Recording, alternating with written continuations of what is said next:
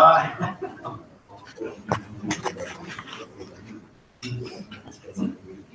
you don't have to look at yourself.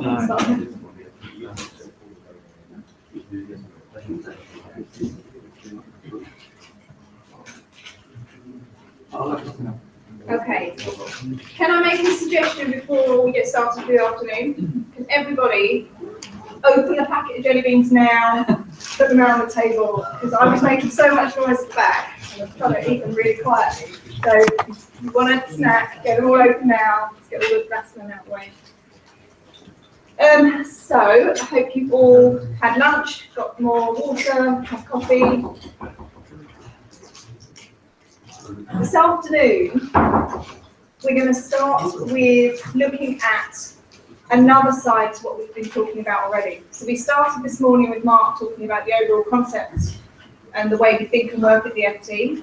We then had Claire and Alana talking about, from a product perspective, how do they work with editorial to produce a tool which we've built ourselves within the newsroom. We're now going to flip onto the more technical side. And Martin, who works within the data platform, Mark, is going to look at what's really under the hood. We've talked very nicely with pictures of the data going through queues and all that kind of rubbish, but what's underneath there? And at which point, I'm going to hand over to Mark. Hi everyone. So I'm going to talk to you about collecting data and putting it in a way that's accessible and what you can start to integrate into it. A bit about me, I'm the Senior Quality Analyst in Data, which means I spend my days looking for things to improve and add value to. I started the FT 7 years ago on the content program.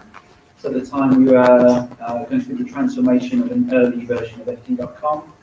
I worked with that team right up through to building the Universal Publishing Platform, which is the foundation for current FT.com. And then around a year and a half ago, I moved into data to help that team with their quality needs. So, collecting data. Your data warehouse is the brain of your organization. So this is kind of demonstrating how all of these disparate sources being brought into a single place and empowering your analysts, data science, finance, marketing, the whole organization. So the more data you have, the more insights that are possible. So the first thing you do, you've identified a new data source you want to bring into your platform to contextualize with all the other data you've centralized. So we need to get that data in the first instance. So the first thing is, what is that data? You need to describe it in some way. What's the source? What's the name? What format is it? Is there encryption? Is there any compression? You need to describe that data in some way to make it understandable. So that's a data specification. And a data contract is where two parties, your source and yourself, agree on that specification. So here's a real example of a data contract. It's just a snippet of it at the FT. So you can describe it in any way, but we're using XML. So we have the top there is this particular table, so subscribed users. And this is describing the data structure. The column is the insert date. It's a timestamp. It could be a bar chart, text, or any other data type. Can it be empty? Yes or no? What's the format of that data? Is it personally identified information? It's good to have in one place. You might want to add descriptions to the data as well, because perhaps you don't have any good documentation from your supplier. Perhaps you transform that data on the way in. So having a description of that field is good to have in one place. The other thing, excuse me, I've got more slides than minutes, so if I'm rushing too fast, wave at me and I'll slow down a bit. So once you've described the data that you want to pull into your platform, you're probably going to have to transform it in some way. It's unlikely that someone's handing you data in a perfect form you just throw into a database, because that's expecting a particular format. So here's your basic data pipeline. As Mark said earlier, you have data in full granularity. You're not throwing anything away, you're not aggregating. and you want that into your data warehouse. So at the FT, we have an intermediate step, which is to store that data in Amazon S3, and that's because our particular data warehouse requires files batched up, so it makes sense for us to store it in one place first, which is in Amazon S3. It's also good to store it in one place because if you needed to reload lots of data, it's best to just be able to go to here rather than to go out to your many dozens or hundreds of different data sources to reload that. So I'm going to talk a bit more about the data pipeline. Again, you've got the raw data, an intermediate storage place, and then the warehouse. We're going to have to do some kind of transformation on that data. So it might be to convert the format from one file type to another, perhaps from tab separated to comma separated, or maybe you're reading from an API which is serving JSON data and you need to save that as a file. You might need to unzip it and rezip it into a format that we understand. We might need to decrypt it.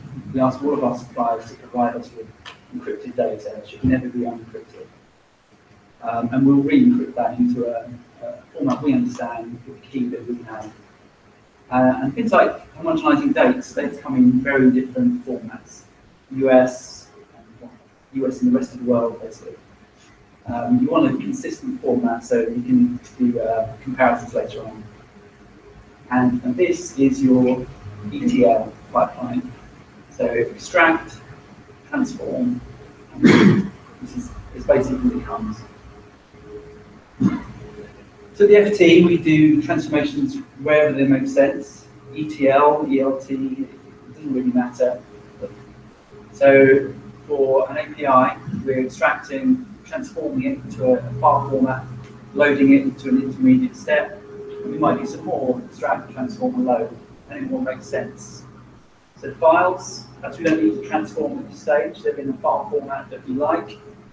We load them and do some more transformation further downstream. And depending on whatever your data source is, you might do different things. So once we've got the data, we're transforming it, it might make sense to enrich that data at that point. There's a couple of illustrations to help explain why we do that.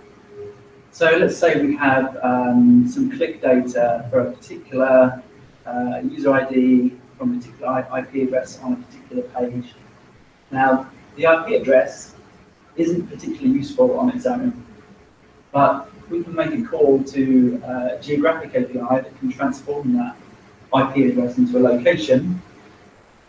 We can do some nice things with that data, like this.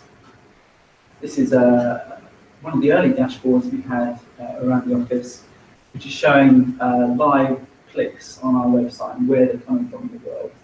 And this is just kind of a nice way of representing the data. We can do much more things, but we know where our users are based, as Mark touched on earlier. And here's another example. So this URL, it might be a shortened URL from one of the URL shortening sites. So on its own, we don't know what article that is hitting, and it's useful to know. We looked at Lantern earlier on today. Knowing which articles have been clicked is very important to us. So we can do a lookup to our content API and retrieve the content UID so we know which article that click relates to.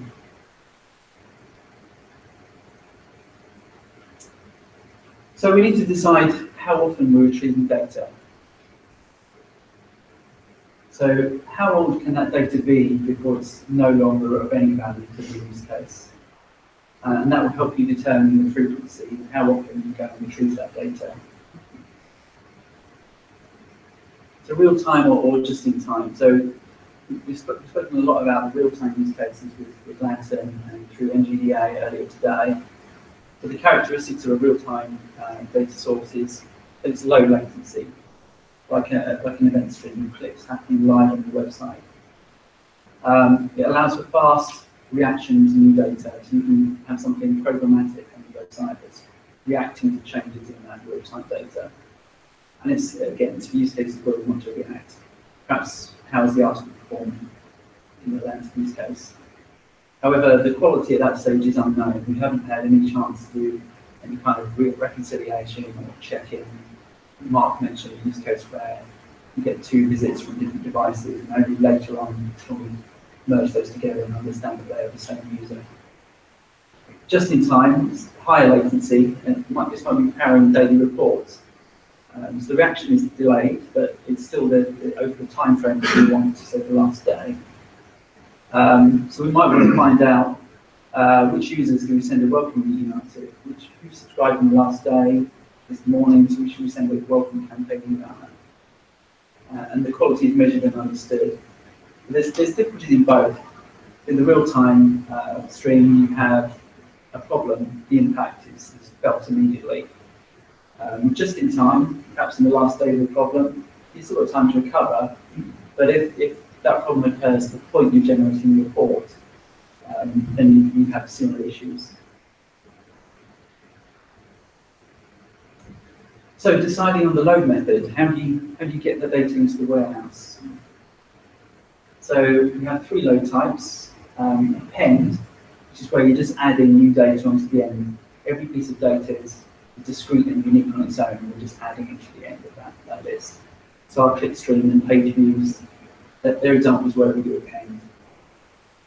Truncated insert basically means get rid of everything and reload a full file. This might be a full dump of users, a list of postcodes or country codes, and insert and update. So this is where we have our data set and a new record comes in. If it's new, we're going to insert. If it's existing, pre-existing, we're going to do an update. And if it's the deletion of the record, then we delete that record. And we found that this is unsuitable for some technology. They seem to favour append, where you're just adding new data all the time. We're looking at Google BigQuery at the moment, and it really doesn't handle updates. So you really need to consider why you would want to use insert and update. So processing post-load, we've done processing on the way in, so transformation and enrichment. So it's going to make sense to do things in a certain order. So you have your new data, you're going to load that data, then you're going to process that data, maybe you're joining up to different data sources, and then you're going to output that data. So you can send it to somewhere for someone to use, maybe you're populating, refreshing the cache in an API that's used by developers. So it kind of makes sense to do things in a certain order and have these dependencies. There's no point running job B until job A is completed, or job C until job B is completed. And that feels kind of natural. And that's how we did things in our first attempt. We can have many data sources. So here's just a sample of the key data sources for the FT, but in fact we have over 300 different data sources. So you can imagine if you have the kind of dependency structure I mentioned between all these jobs, and you have over 300 inputs, and then maybe a job is firing off that input of that data, and a second job fires off after that process has happened, you can soon end up with something that looks a bit like this. So this is our actual dependency structure, and it's just a cropped version of it. Trying to identify where a problem has occurred in that mess is very, very difficult. So, this large circle represents a job which has many dependencies. I think the GUI doesn't look pretty. So what do you do instead? So rather than have this dependency between the jobs, remove that dependency and instead keep your dependency on the data itself, the source data. So only run that job if there's new data, and run that job if there's new data, and then really simplifies your dependency structure.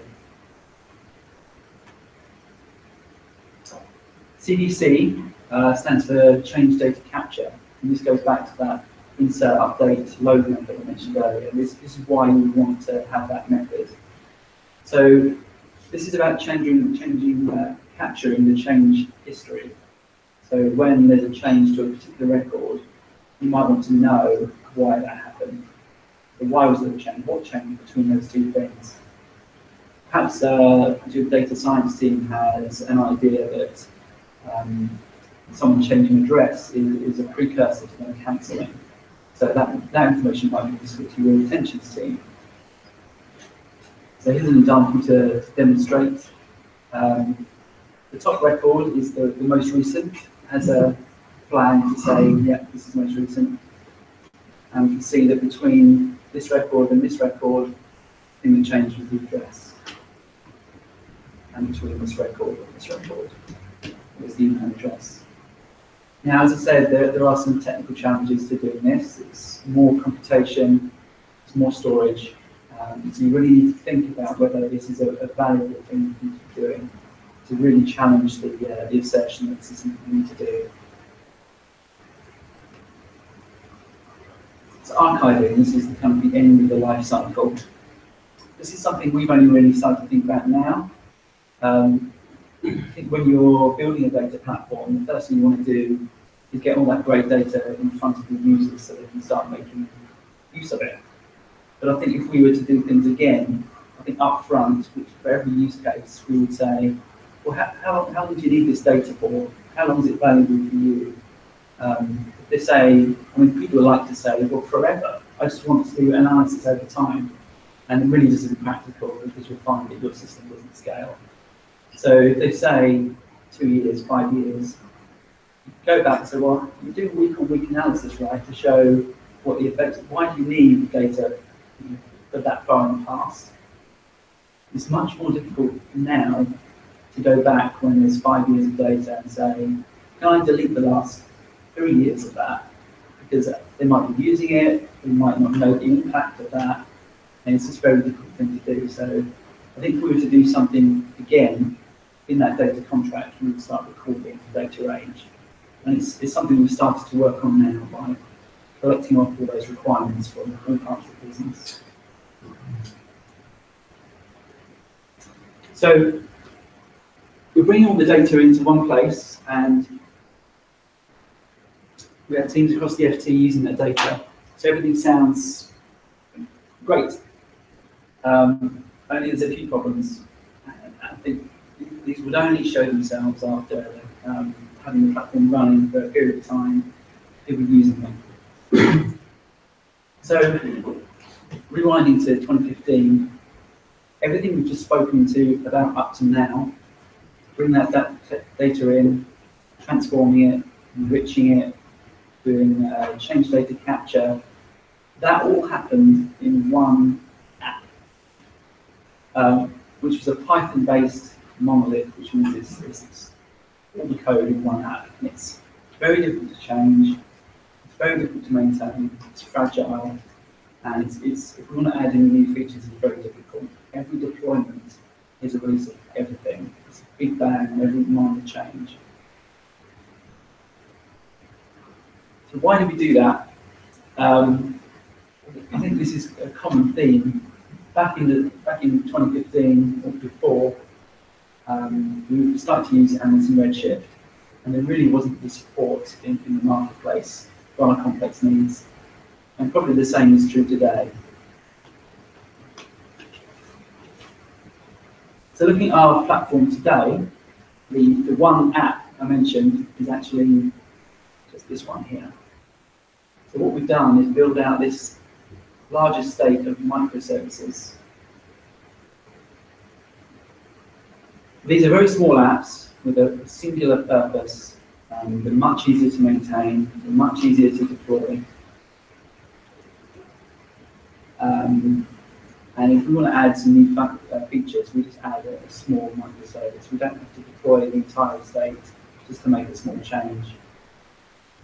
There are some challenges. You have more apps, more monitoring and alerting complexity, more boundaries, you have a larger estate, but definitely the benefits outweigh the challenges there. So over time, we've been steadily eroding the responsibility of that one small app. It's been getting smaller and smaller and smaller, easier to maintain. easy to deploy, and adding features and functionality to microservices. So once you have an entire company starting to build everything they do around the data that we have, so I think it's true to say we are a really and truly data-driven organisation now. People start to care a lot more about the data quality. When they go from having nothing to something they think is brilliant, but when they start to base all of their business processes around that day to day, they start to delve into the data. What happened on this day? Why is the data not as, why is some parts missing? What's going on? And we realised that we were missing out on something, and that was data quality information. So back to basics, what is quality? This is a particular definition that I like, because I think it focuses on value, and it recognises that quality is highly subjective and context sensitive, so it depends on how you're using that data and who you are. So an example might be somebody wants to know detail for a board report. They're a board member, a highly important person in our organisation. They want to know the count of subscriptions in the last week. A really important thing to know. And if that count is perfectly accurate, that to them that's high quality. If that same data set is missing all of the address information, it doesn't really matter to that board member. If someone else is using the same data set to send out marketing comms and welcome emails and so on, to them that's low quality. So we really need to bear in mind who's using the data and for what reason. And data quality information helps them to judge for themselves whether or not it's high or low quality. So why measure it? If you're a decision maker and you're using data, you want to have some confidence in that data. You want to know that the decision I'm making today is correct because I know the data is good. So data quality information is data about your data.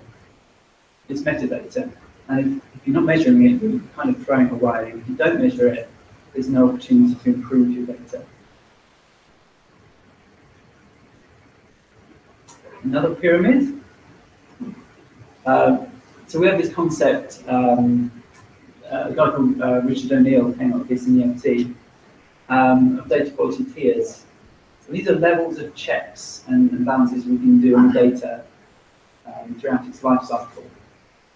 So at the bottom are the mechanical checks, and these kind of happen for free in our pipeline. So and these are the most abundant checks. So this is the most fundamental things. Can we retrieve the data? Can it be unzipped? Can it be decrypted? Without this, you don't really have anything. The next level up is logical quality checks. So does the data meet the formats that we expect? If it's a timestamp, does it look like a timestamp? If we never expect this field to be empty, is it empty? Those kind of checks. And these can be programmatic, so at the field level, which is why there are so many of them, even it's further down in the pyramid. The relation checks, this is kind of your first tier of business rules. These are simple lookups like every license should have a valid subscription, and do a database lookup to check that there's referential integrity there. Trending. So we know we should have a certain amount of page views per day. So if we're bringing in less than that, then perhaps we want to flag that as a potential problem. If there's many more than that, maybe we're duplicating data and we should know about that. It's at the top because it's actually a fairly difficult thing to do. If you imagine a weekend, the traffic's going to be quite different to your weekday profile. So you could say, well, okay, well, why don't you just have a threshold of values for the weekday versus the weekend? But then you have the busy news day, or the bank holiday, or Christmas day. So we're thinking that machine learning is something that can help us here. And you're going to be hearing a bit more about that tomorrow. At the very top, business rule checks. So these are fewer and further between, but they're very valuable. So this is checking that the business rules for the company are being obeyed based on the data that we brought into the accounts. So the example I can give is, we've spoken earlier today about user cohorts, sort of really actively engaged addicts versus the occasional skimmers of the website. So you might have a check there to say, is this person a registered user but not subscribed and paying? If they're highly engaged, then there's some kind of problem there in the business, because they shouldn't have the access to the website to be highly engaged, that kind of check.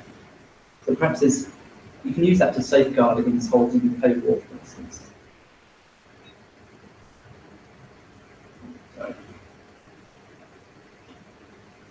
So maturing the platform, we want to do some more validation. So remember this? This is our data contract that we had earlier. It's your agreement between yourself and your data supplier, which could be an internal supplier, maybe it's another department in the organization. So we can make good use of this. So if we zoom in on one part of our microservices framework, we have some data in one intermediate storage place. We do transformations, transform the data here, and it eventually makes it to the warehouse. Because we've gone down the microservices route, it's easy for us to extend the function and add a new component called the validator. Now this is past the data from our transformer, and this is pre-transformation, because if the data is not in the correct format, the transformations are probably going to error. It's going to be a problem, but you won't know why. So it passes it some rows, and the validator said, yep, here are the rows that are good. So what we're doing there straight away is we're protecting our warehouse from any bad data. And how does it know this? It's getting that data from the data contract. So for every file that comes in, we're saying, what's the data contract here? It validates every single row, every single column in that data against the data contract. And what's more, we can make use of that quality information, pass it out by another API to a quality database, so we can do trending and analysis and share that information with users of that data. So once we've got that quality data, we're doing those checks and we're storing that data somewhere. We want to visualize it, so someone actually makes use of that. So the first thing we did in the data platform is to create this dashboard. And this is giving us lots of granular information about data at the field level and files. It's really good, useful information for us, so we can spot problems, we can see trends of data where we're having duplicated row counts, missing rows, things that don't match the file format or the field format. We're expecting a timestamp, but we're getting some kind of string that isn't a timestamp. Perhaps we're expecting 2 decimals of precision, but we're getting none. Maybe that's important to someone in finance. So that would work for us. So we started to spot problems in our pipeline, spot problems in the data. We're going back to our suppliers to say, hang on, this doesn't meet what we're expecting. But it wasn't great for our the stakeholders, the users of data in Lantern, or the F1 Cube that Mark mentioned. So we built this data quality scorecard, and it was a much reduced set of information for users of a particular product. So this was users of the finance cube, and we were just telling them that, okay, for this period, data up to here, this screenshot's old, is 99.943% complete. And I think when we showed them, they went, great, brilliant, that's really good. And we did it. But that does mean 17,000 rows we're missing. So it puts that number into some context. So they can say, oh, hang on, maybe I want to know about this. Can you give me some more information before I make any decisions about this data?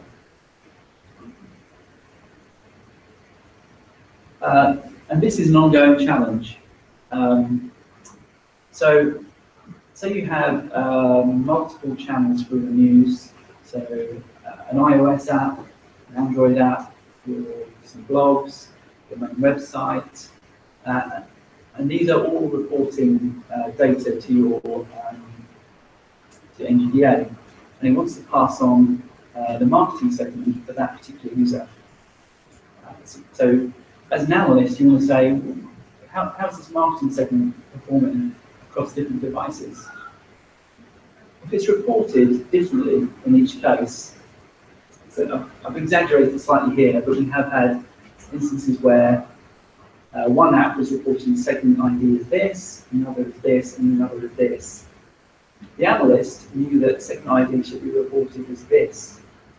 So these two weren't showing up at all. So the only way you can really solve that is to work with teams to make them aware that it's really important that we get this kind of labeling consistently correct.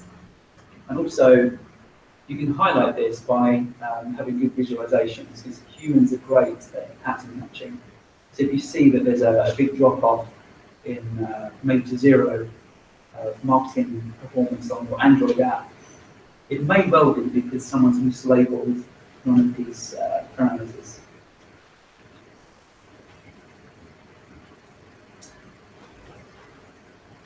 So as I said, I work for the data platform team. So I'll touch briefly on supporting the platform to make sure it's always there and available for the users. So getting to know your customer, we've learned hardware business, this is very important. And our customer here is our teams within the FT who are making use of that data. So understand and measure their usage. Give them excellent feedback, cater for expectations. So, to give you an example, we've had several instances where customers come to us and say, we really need this data in the platform, it's going to really help us. So we've done that, made the data available, and so there you go.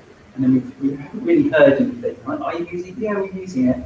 And then after a few months, we find that actually it wasn't valuable to them, but we're still bringing in gigabytes and gigabytes of data every day, loading it into the platform where it's not used. On the other hand, we found that we brought some data into the platform for a particular use case, and they've been wildly excited about it, started to build it into everything they do. But we've only brought it in as a kind of a trial, a POC. We haven't put any real thought into how this might scale over time. How resilient is that solution? And they'll come back to us and say, hang on, the data's not here today. So, oh, you're really using this now, okay, in anger. Yeah, our staff started at 8 AM this morning, it wasn't there. So you really need to put some time and effort into making sure that it's resilient, that all the right monitors and alerts are in place to support your customers' needs. And they need to be prepared that if it's something they're going to use and they're going to use more and more, that as a platform you need to put some more investment and time into that. Expectation creep. So this is what I just mentioned.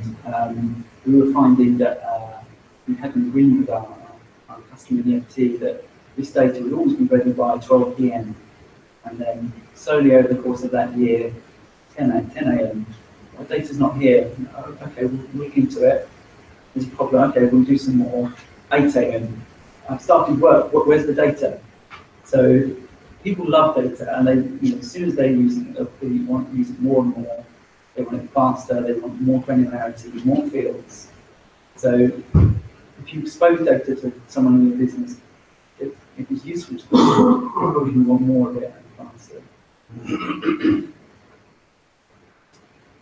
So I mentioned the supply can be internal, so perhaps you're bringing data together from parts of the business into one place, as well as data from third parties. So think about how that data has been used, how often it's required, what the expectation is, and have a word with your supplier to understand your expectations of what SLA should be in place, the performance, the reliability. If the API you're consuming goes down, how quickly should you expect that to be covered? Basic, support details, notifications of changes to APIs. You want all that information. And support tooling. So we're a data team, right? So we want good data, and that includes about our platform. So we use all sorts of tooling. All of our microservice APIs have their own health check. So this is a single API endpoint for that app that says, yep, I'm okay, I can do the things I need to do, I'm fine. And this is called regularly. We use Grafana, it's like an information radiator. So if there's a problem, you've got this deep dive information at your fingertips. Slack, we live on Slack at the FT. All of our alerting goes there now. If you put it on a dashboard or in an email these days, it's not going to get seen. You put your alerts where you're most likely to see them. We use tools like Splunk, which is a logging aggregator, so you can do historical analysis. So how did my app perform last night? Or what was that blip about this morning? And deep dive over the last day, week, month, year, see what was going on. Perhaps your apps are getting slower over time, but very gradually having that long-term analysis is great.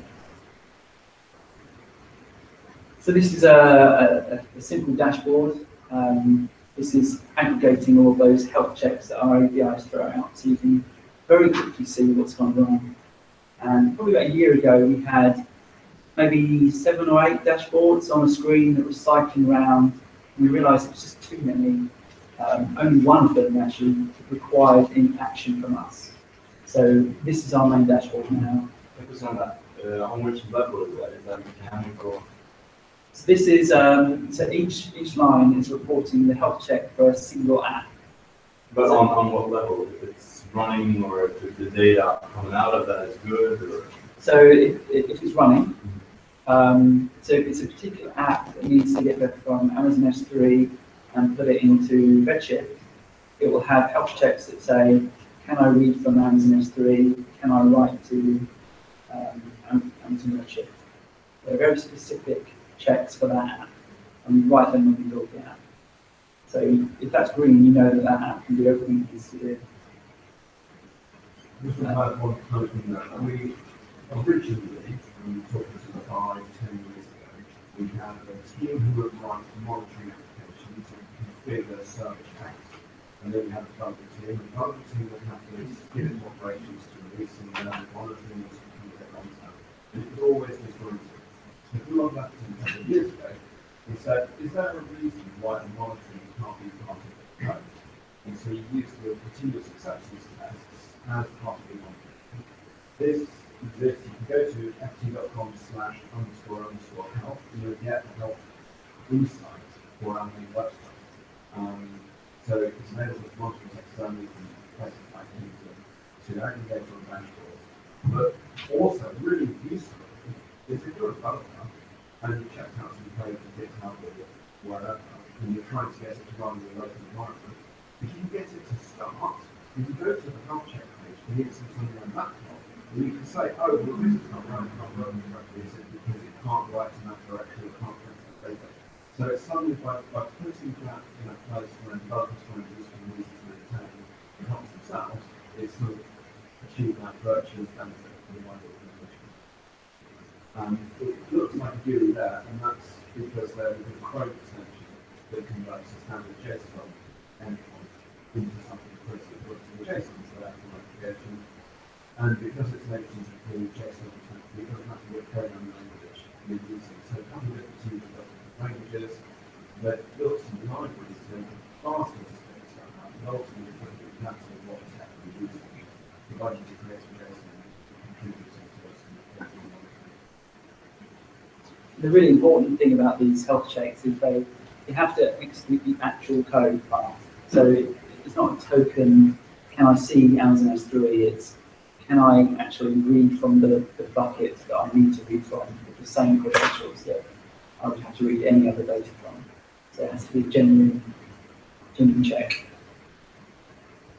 So yeah, I would say be careful with your dashboards. They look really pretty, but as a team supporting a platform, only put stuff up there if a change on that dashboard means that you've got to do something. So I know if any of these go red or amber, I need to look into it.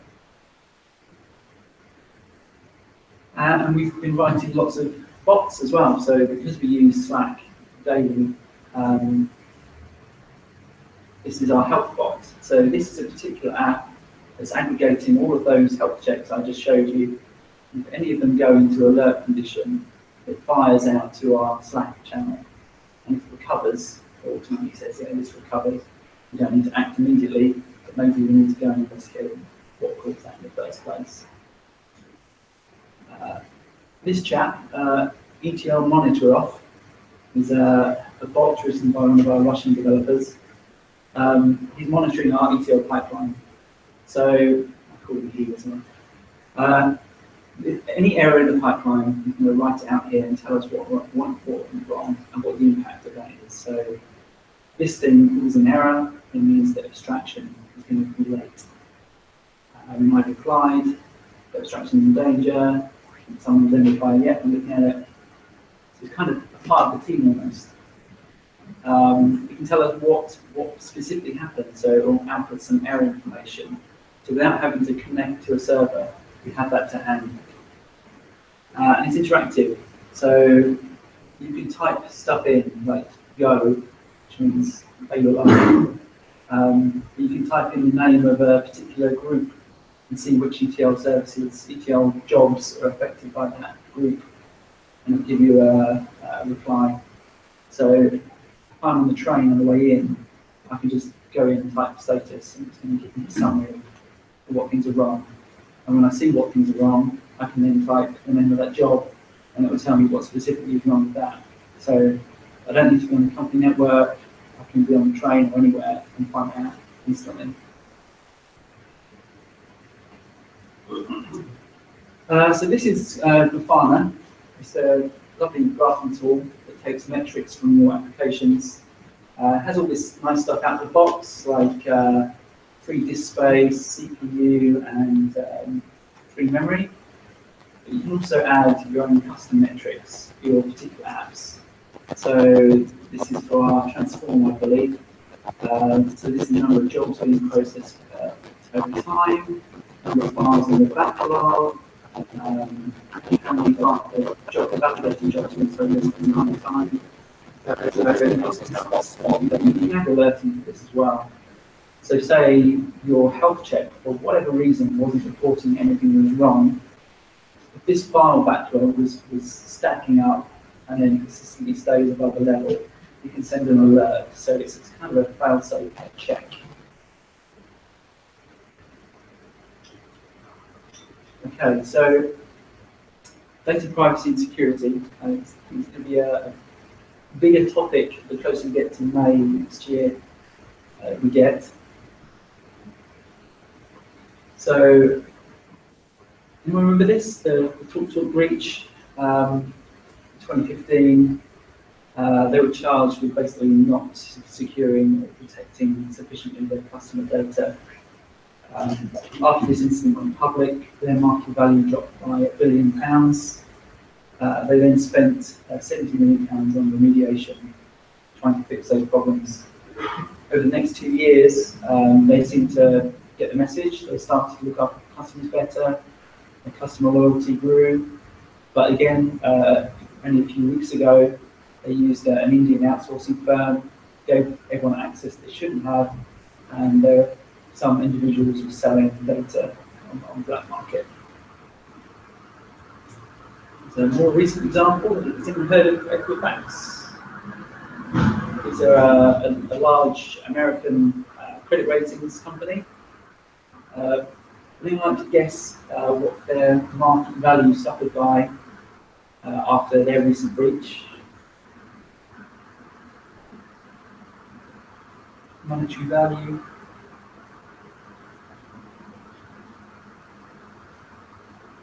It's in the well over 100 million, well over $1 billion, $4.5 billion. This was the failure to patch a server, effectively. So it was a breach that was a vulnerability that was announced. The person in charge of patching didn't do their job. The tooling they had in place to find vulnerabilities in the servers, they didn't find it either. As we know, hackers work 24/7, and they were looking for this all the time, and they found it, and they also lost their CEO. And the number of customers affected by this breach. Any ideas? Random shout? Anything? 1.5 million. A lot of millions. Yeah. That's 145 million people. 5% of the states. Yeah. Social security numbers, place of birth, address, everything. And can you see where they may be asking? So I think we all know the importance of giving this the right level of attention. As I said, GDPR coming next May. So if you don't have a plan in place, now's the time to really start. So yeah, this is something I heard in the office the other day. Chain is only as strong as the weakest link. So this is something you need to apply to your entire organisation. So every department needs to do their bit. And in data, there are certain things that we're doing or have done. So on the technical side of things, our data warehouse is in the virtual private cloud. It's non-public. Some organisations are quite happy to make their warehouse public, and they restrict access by IP. We're just not taking any chances. Data is encrypted everywhere, so we ask our customers to give us encrypted data. When we capture that, store it, it's encrypted. When we pass it between apps, it's encrypted. You should assume you're going to be breached at some point and take precautions. Separation of concerns. So it might make sense for all of your data sources from third parties to be stored in one S3 bucket, but it means that every supplier has access to every other supplier's data. If you want to limit any fallout, I guess, from a potential breach, make sure all of your apps are using different keys. If one key is leaked, then it only affects one app, and you're limiting the damage. And lots of human processes, so make sure only people that really need access have it. It seems like a really simple thing, but you'd be surprised how many times in different organisations you look at people who've got access and you say, who's this guy? Oh, he left in 2012. Okay, perhaps we should delete that person. Provide secure mechanisms of data transfer. So keep your own business and using data all the time. You're going to want to share it with other people in your organisation. Give them the right tools to let them do that. Don't let them email. If they have a tool that can share stuff securely, they'll use that. It's easy to use. Yeah, avoid sharing data by email. Once you've sent it, it's out of your control. You've got no control over that. Passwords sounds like a simple thing. You hear about it all the time. But not just your password, but all the keys that your apps use to access different resources. Make sure they're regularly rotated, that they're strong, they're stored in a secure way. So I think you're only truly secure and privacy aware, and this is part of your consciousness and part of everything you do by design. And this is really hard to achieve. The only way to get that in place properly is just through persistence. Keep talking about it. Give it a great tool and make it easy for them to do the right thing. So LastPass, everyone now uses LastPass. I think it was a bit of a struggle to start with. You get someone send you a password in an email and say, "We shouldn't have done that. You need to change that password now." And here's the link to LastPass. Make sure you send it to me via that. CloudLock is a Google Drive encryption tool, so I can upload a file to share with someone on Google Drive. It's encrypted. I can set permissions on that. I can restrict it. If I don't want anyone to have access to it, I can remove that file or remove permissions. So humans make mistakes all the time, like making a commit to GitHub with your application keys in it. It does happen. So things like Windows counters, detect that someone just submitted something to GitHub, so that's the key. Account scanners will tell you if there's any vulnerabilities in your accounts, whether an S3 bucket has too wide a permission set, so maybe it could be restricted. And tools that spot problems we miss. So we use a tool called WhiteSource that scans the libraries used by any of our apps. So when we commit and build an application, the libraries that are used are submitted to WhiteSource, and it will tell us if any of those have vulnerabilities that we need to patch.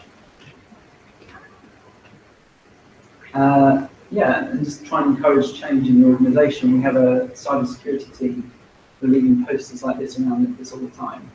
So every little canteen, every kitchenette in the building, you'll see this. So whenever you make tea or coffee, you'll see this information, what to do in case there's a breach, effectively. Do's and don'ts for keeping data safe.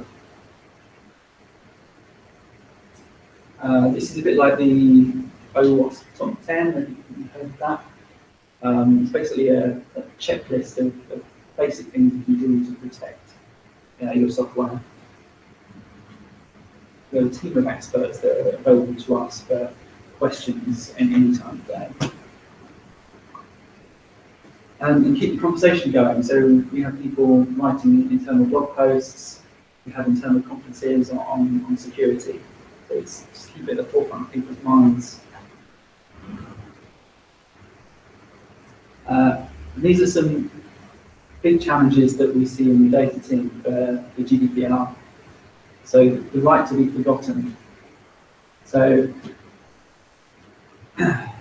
imagine you have your well-governed data source in your data warehouse, and perhaps it is easy for you to identify all the records in that data source, that data store that affect one single person. Maybe it's easy for you to remove, but maybe you've been archiving that data for some time. Would you be able to find that person's data easily and remove it? How do you store the fact that they want to be forgotten? Where do you store that? How do you make that accessible to the organisation so people are aware that we shouldn't be storing data about this individual? And preferences. We're going to be giving people more control over their data.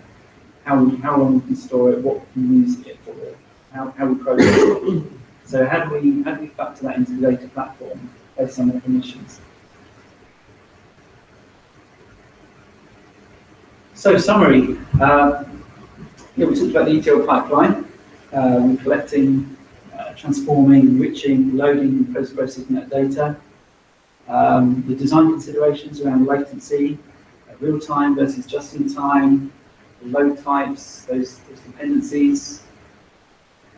Maturing the platform, so starting to measure quality and share that data and improve our quality. Empowering users with that information, more democratization, and microservices and how they've helped us to build on our platform and extend the function. Support the platform, so anticipate change. Do you need to do more about scalability? If users are using more data, do they want more data? And how to solve problems to keep it available at all times. And then the basic protection steps for data privacy and security are specific challenges. And probably a specific challenge for a lot of companies, I imagine.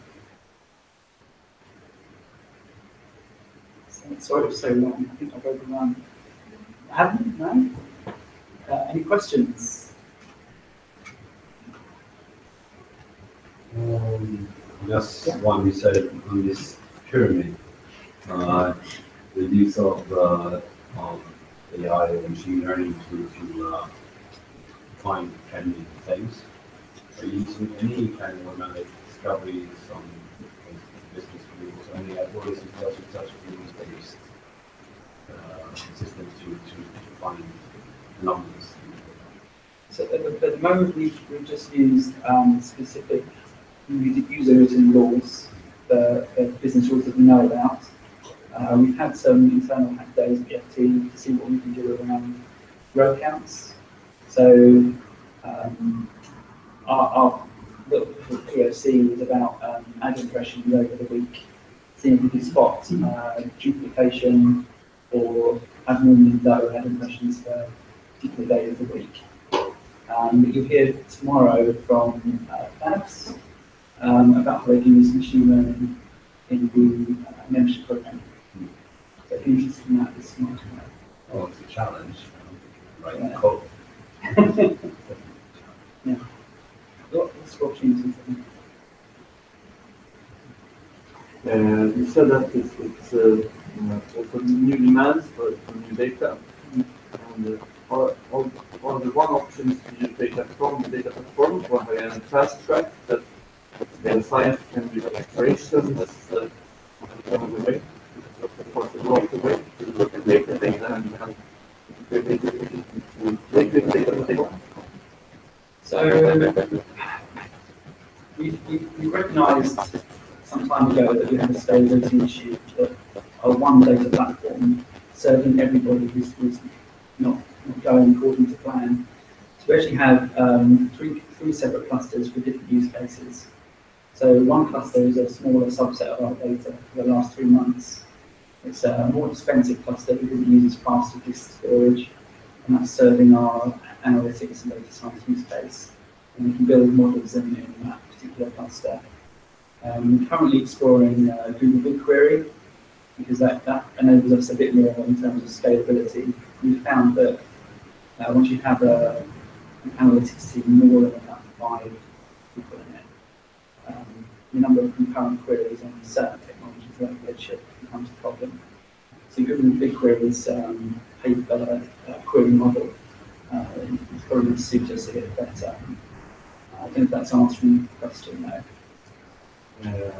We're seeing a lot of demand of having data all the time. Yeah. And it's a pretty slow process from building the ETL process to getting the data into the data model. Yeah. And we're thinking about the fast track for the exploration, place to just faster get to the data and see if you're going to build into the data model.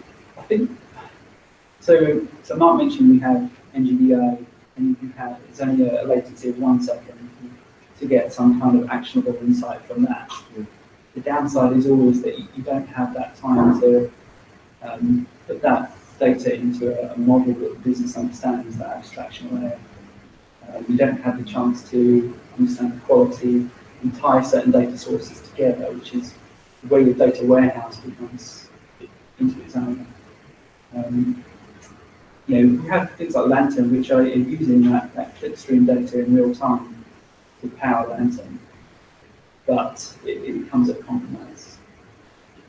The lower latency is generally lower quality, and it's less joined up with other data sources. So there's always a trade-off.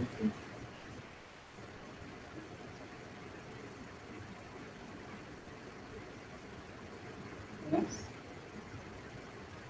Spot on. Okay. Thank you very much.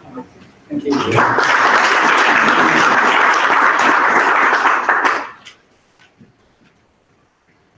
Okay.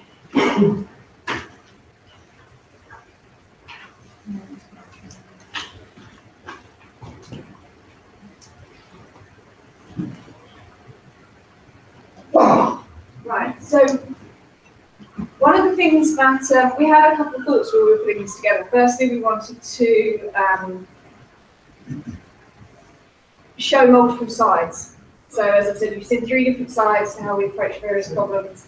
And one of the other things that I'm hoping has come across is we may be ahead of you on the journey, but we're still on the journey. You've seen some of the fun and games that happen and some of the challenges we still face. One of the mantras we have at the FT is failure is fine, but fail fast, learn quickly, and then move on. The lean methodology is very much in use on certain roles and certain programs. So learn what you can from data. The idea of human judgment having a role in this, it's not just about data, it's about the people as well. So with that in mind, we thought, actually, you know what, we're not going to plan this whole day, we're going to make you do some work.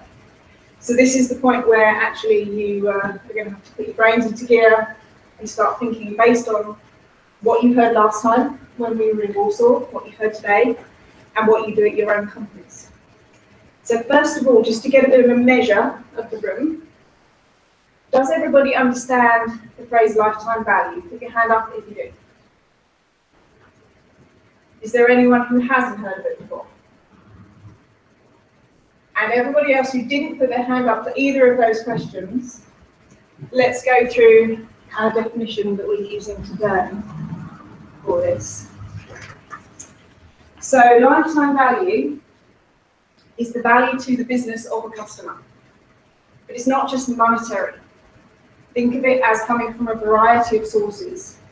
So it might be the money from a sub, it might be from an ad impression. Remember Peter Fisk last time talking about value of, what was the name of that company? You talked about 100 companies. I know! The one that got sold for millions of dollars to Facebook, and it was, yes, that, it was the value of the data. So this value can have lots of different meanings. Lifetime value doesn't actually mean lifetime, it's lifetime over a defined period. So it isn't, when you were born, we didn't think much of you because you couldn't have a credit card. But, so it's over a defined period. So the other thing is, just to make sure that everybody's awake, can everybody stand up, please?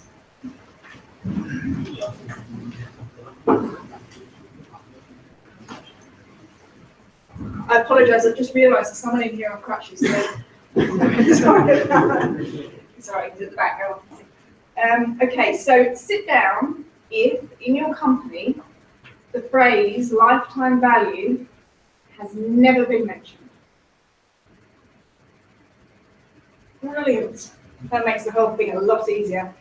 Okay, sit down if in your company the phrase lifetime value is mentioned, but you don't kind of really use it when you think about what you're going to do.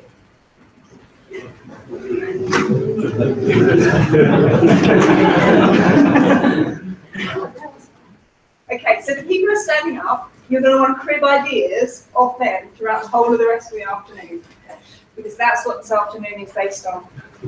As far as timings go, sorry, you can sit down. As far as timings go, it's 2:15. We plan for this to finish at about 5. I say about, because depending upon how the various aspects of this go, they might run longer, they might run a bit shorter. But as Rob has drilled into me repeatedly over lunch, we mustn't be late for cocktails because he quite likes them. So we will make sure we don't run over by too much. What we're going to do is we're going to give you a problem and we're going to explain what we would like from you as you look at this problem and as you think about this problem. We can use the room, we can use the space out there as well. There are, and I need to get the other one, yes, there are 5 tables, there are 5 flip charts. We're going to give you each table an envelope with the information in it. It will have this, which has the problem that we're going to talk through now, and it will also have 2 of the FT's personas. The company we're talking about is not the FT. We're just using the FT personas because they're nice and they're pretty and they've been made for us, and etc. etc. So you're going to get a lot of information. Now each table will have 2 personas. You will not be able to crib off your neighbours because everybody has a different 2 personas to make it a slightly different question for everybody. At some point during the afternoon, tea and coffee will arrive. So it will be out there and it will also be here. And if you haven't noticed, we'll go around yelling just to make sure everyone has a caffeine fix. So we're going to spend until about 3:45.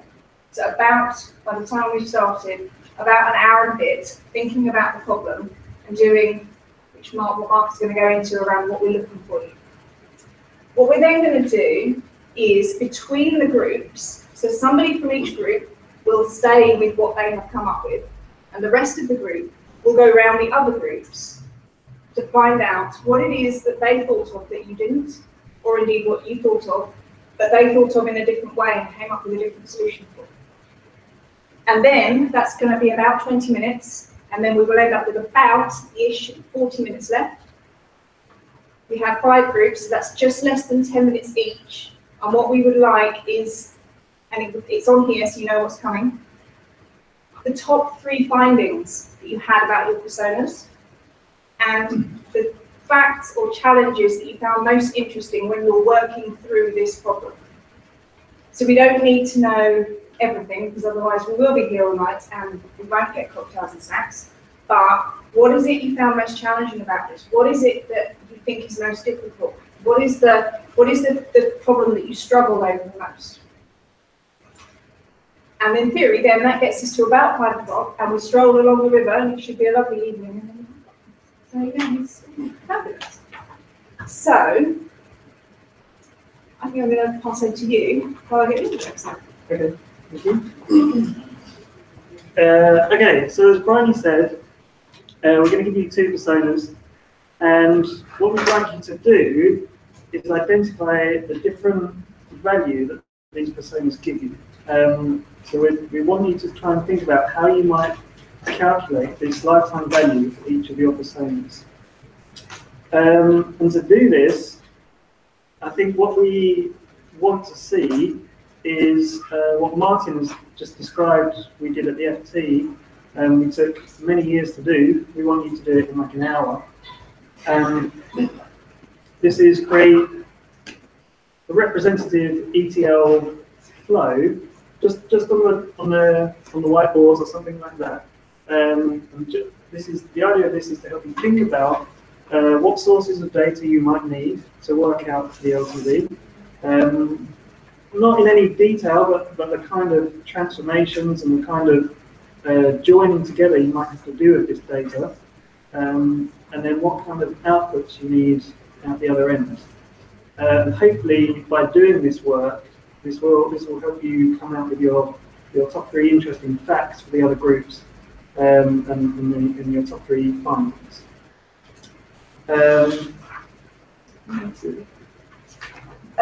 So a little bit more information. For each persona, you've got 2 sheets. This is the persona sheet because it's got the big smiley face of the man on it. The layout is slightly different to the one that we did in Warsaw a couple of weeks ago, but it's got the same kind of information. So a little bit about the person, a little bit about him personally. It has got what his goals are. It talks about his characteristics, his needs. And then to give you almost as if you interviewed the person, there is some additional information here that talks about what it is they're after. So things like they're in client-facing positions, news is a social currency for them, they're willing to pay for online news content. So you're going to get 2 pieces of paper for each of your 2 personas that your table has. If you don't have enough copies, because I know some tables are slightly bigger than others, I've got more copies, so just yell and you can have more of those. And then within the pack you get as well, on the second page, we give you some information about the products.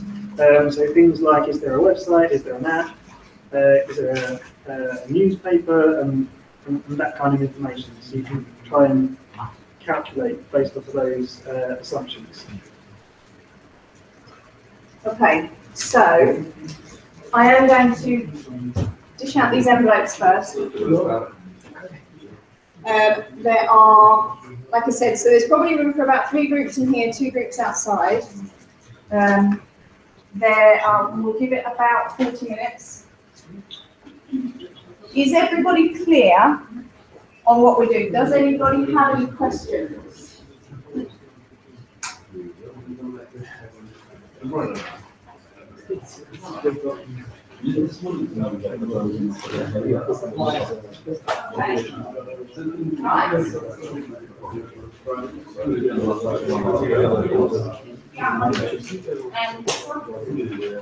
Okay, so the suggestion is that this table here and this table here go outside because the rest is spread out in the room.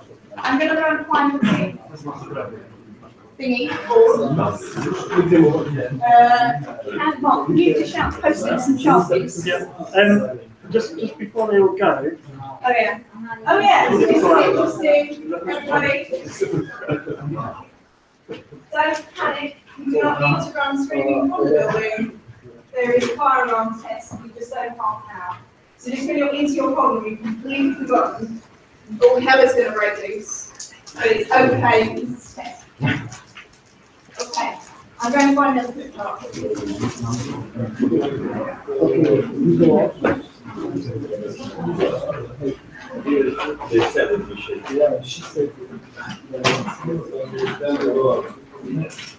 Mark,